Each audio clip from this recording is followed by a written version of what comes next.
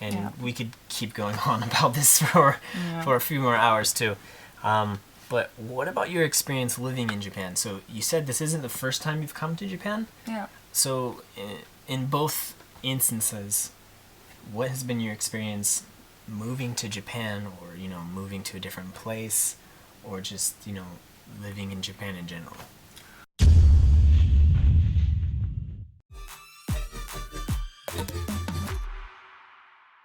Well, I mean, the first time I came to Japan, I was about to turn 20, and I was kind of terrified because I had been to Japan before, just on a vacation with my father and sister. Oh, so young. Yeah. It's okay. We won't tell you her real age. Oh yeah. No, but like, and that was another experience because if you're just on a vacation with your family, you feel safe, right? But then moving to another country on this first time moving out, and then also on the other side of the world, and I just remember being so distraught because I'm like, oh, it smells differently, which I should be. And I mean, I love the smell of Kyoto, but in the beginning, for me, it was kind of like, I really had to get used to it. I felt really lost in the beginning, and then I started classes, and then I met people in the same situation, and as soon as I was in the classroom, I'm like, okay, this is a school bench, I know this, I got this, I'm feeling much more safe already.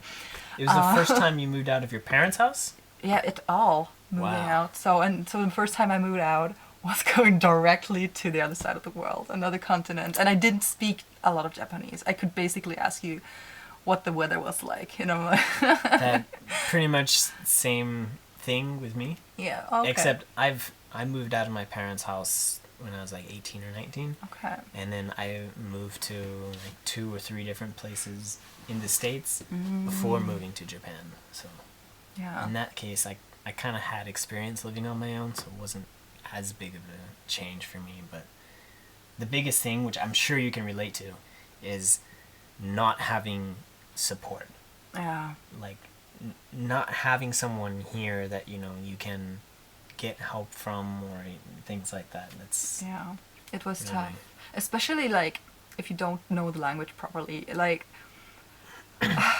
I was lucky that I could ask my school some things because there are some people, like teachers there, that were okay at English. Yeah. But if you go to Japan, you have to like, you should go there expecting that no one knows any English. I mean, there are people who know English, but yeah, especially in Tokyo, people might know some. If you Yeah. go to like the train stations at the information centers, that's okay. But Kyoto, not so much.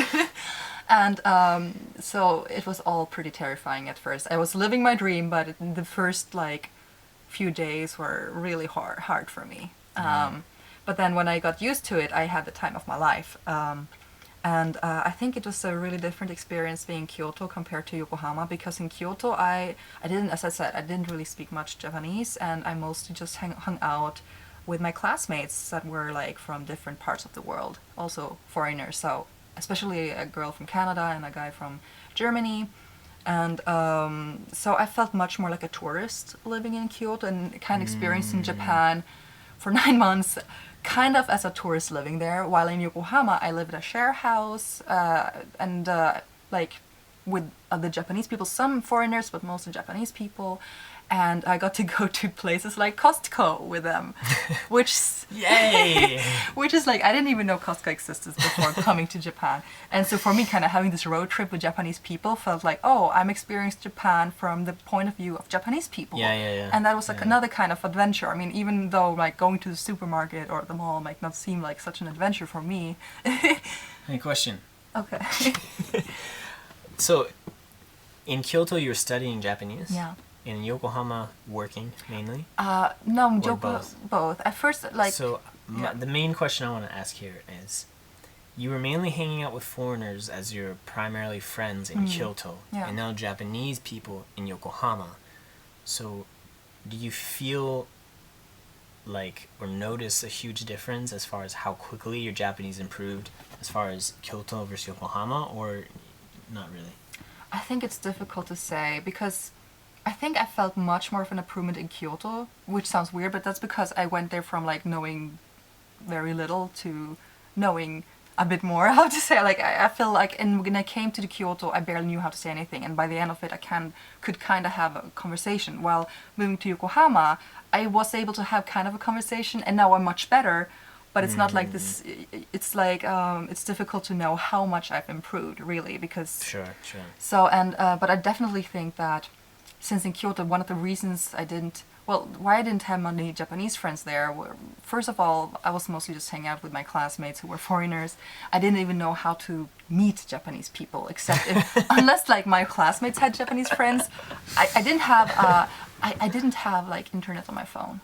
So I wouldn't even know like going on an app and so on. And none of my friends like to go out to bars. And Kyoto isn't really Kyoto does have bars, I guess, but not much nightclubs and so on. It's not like really night active like Tokyo.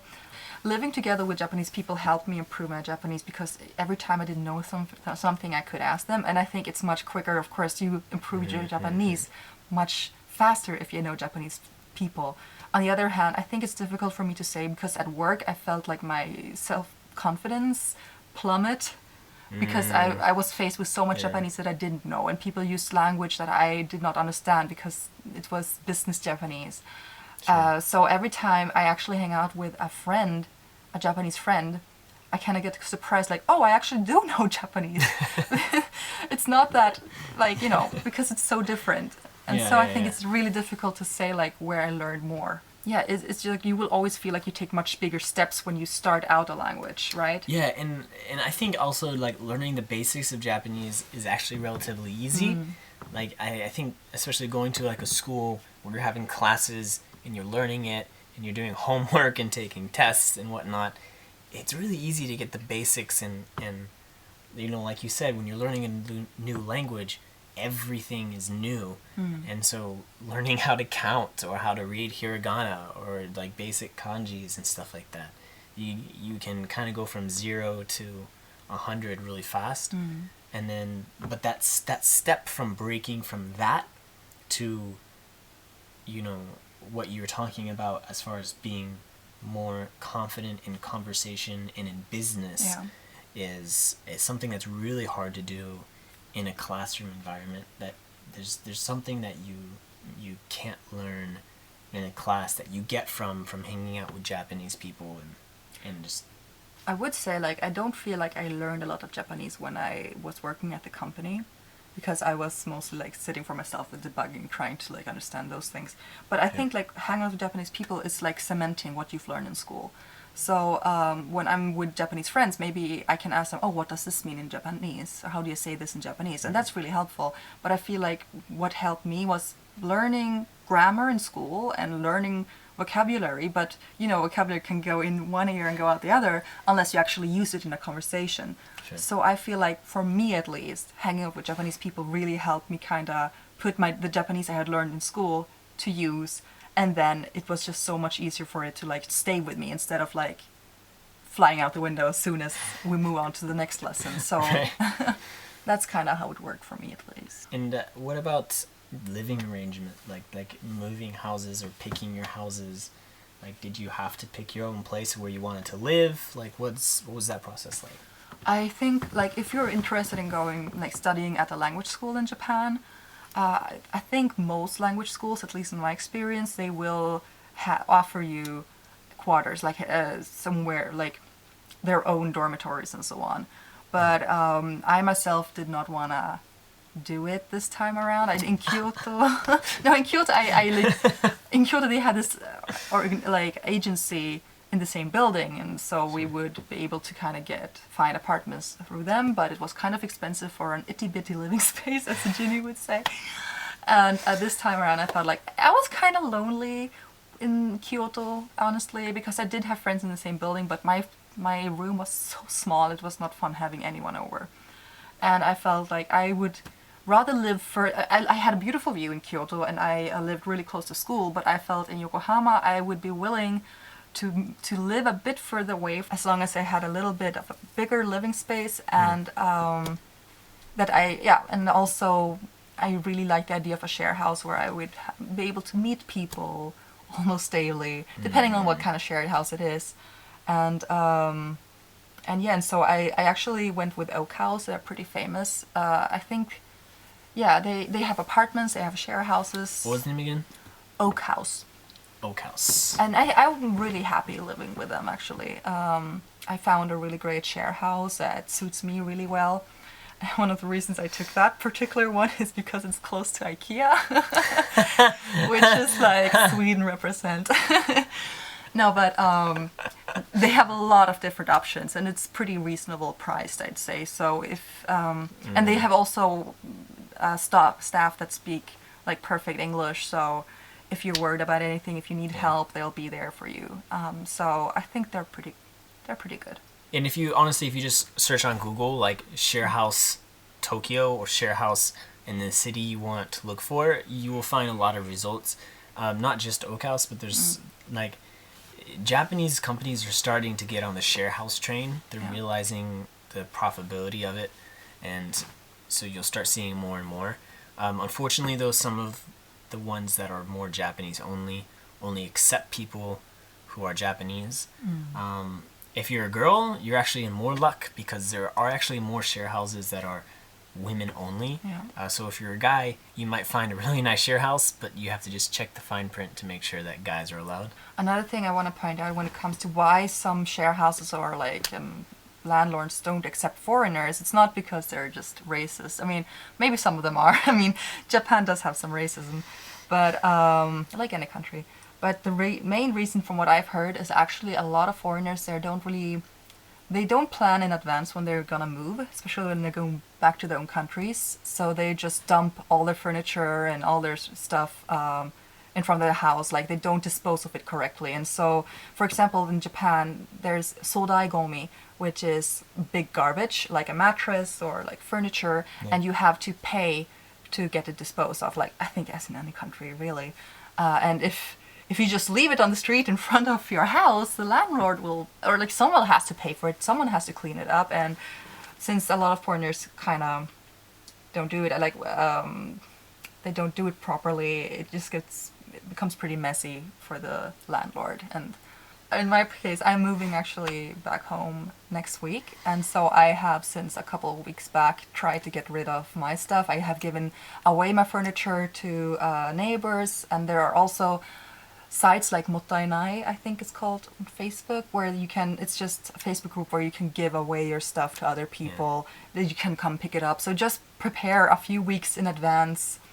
And especially Sodaigomi, I thought I'm lucky because I was able to give away my mattress to a neighbor, because otherwise they wouldn't be able to pick up my mattress before I was leaving. And so I had to find someone who would be tantosha, like take responsibility for me, like someone they could contact if anything went wrong.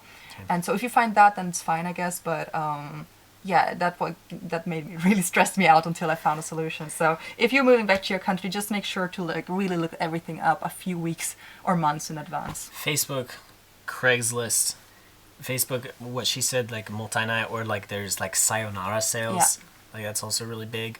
Also, just ask a Japanese friend, and they'll tell you about Japanese apps like Mercari, where you will be able to post stuff up, or maybe the Japanese friends can even help you do that, because it'll all be in Japanese anyways. But there's so many options where you can get rid of stuff. And kind of going off what you said about the landlords, another reason why they don't like to rent to foreigners is because sometimes they just leave Japan suddenly. Yeah, that's true. Then that's even more of a headache and more of a problem. That's why I actually really like Oak House too, because I didn't know how long I was gonna stay here, and they actually also rent out rooms, even if it's just for a month, I think. So they are really used to foreigners, and the pricing is different though. Like if you pay monthly, it might be a little bit more expensive versus if you do like a year contract or something. But even if you do a year contract, you're not stuck for the year. You can move out before the year's up. So I'm not sponsored by Oak House. Ta-da! Sponsor me. No, sponsor me. But I think one of the biggest takeaways from living and working in Japan is realizing you're not stuck. Both in what job you're having to do or place that you're having to live. don't ever feel like you have to be pressured or forced to do something. Yeah. You know, knowledge is power in that, like, you don't know what you don't know. And so if you're ever not sure, if something doesn't feel right, just ask somebody. That's super important. Yeah, I think so. And I also want to say, add to the work related thing, is that I do think Japanese people, like, if they accept you as one of the team, they will really try and go out of their way to make you feel welcome. And not all of them. Sometimes, like in my workplace, not all of them really cared about me, but I feel like the ones that did, like, they have a lot of activities as well. I'm not sure if this is something they do abroad, but I feel like at my workplace they had so-called circles, like Team building. Yeah, like, I mean, they had horseback circle, what they did from time to time, or like tea circle, where you would just sit down and drink tea together. I don't know. It's just that they had activities, but then it was like the people working there that kind of had to organize it too. Yeah. But yeah, it was kind of nice in that sense. I wasn't super into all of the things, but yeah, it's just the options, right? But I think it's also like their kind of way of like team building and making people feel loyalty towards a company, in the sense of it's in Japan they have a lot of the mentality of like the company is your family, and there are good things and bad things about that. There are good things and bad things about that, and also the fact, like, they say family, but like the leaders or managers don't really look out for you. But anyways, that's a pretty good stopping point. Yeah. Thank you so much for sharing. And do you want to promote your webcomics, social media, whatever? Yeah, I mean, I guess if you're interested in webcomics, you can check out my webcomic, Idiots Don't Catch Idiots. Okay, let me try that. If you're interested in webcomics, you can check out my comic, Idiots Don't Catch Colds, and it's available on Webtoons and Tapastic, and it's like a high school friendship love story, BL, and it's just a fun read, I think. But I'm opinionated. Link will also be in the description below. Yes. Or I'm biased, I should say. Okay. Thank you All for right. having me. Thank you. And thank you guys for watching. And see you guys in the next video. Bye. Bye.